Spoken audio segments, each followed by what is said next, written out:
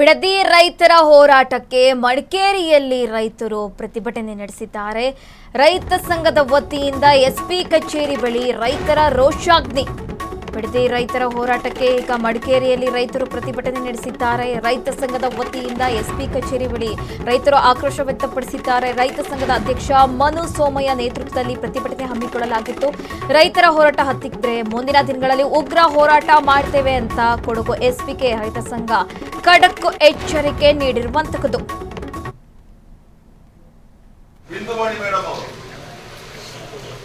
ಏನು ಒಂದು 6 ಗಂಟೆಗೆ 4 ಗಂಟೆಗೆ 6 ಗಂಟೆಯಿಂದ ನಾವು 11 ಗಂಟೆವರೆಗೆ ಚಿಟ್ಟಿ ತಿಂದೆ ನಿಮ್ ಬಸ್ಸಲ್ಲಿ ಕೂತ್ಕೋಬೇಕು ಅಂತ ಹೇಳಿ ಇದು ಯಾವ ರೀತಿಯ ಕಾನೂನು ಮೇಡಮ್? ಇದು ನಾವೇನು ಮಾನವರಾದ ಕಾಡು ಪ್ರಾಣಿಗಳ? This is the way you treat the farmers.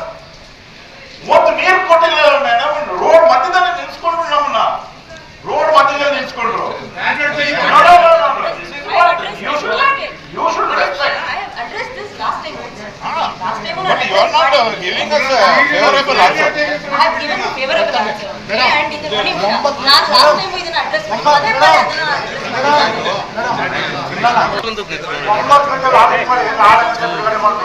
ನೀವೊಂದು ಕಾರ್ಯಕರ್ತ ಬಂಧುಗಳೇ, ನಾವೇನು 24ನೇ ತಾರೀಕು ಬಿಡದಿಯಲ್ಲಿ ಅವರನ್ನ ಬೆಂಬಲ ಸೂಚಿಸಕ್ಕೆ ಹೋದಂಗೆ ಮಾಡಿದರೆ ನಾವ್ಯಾರು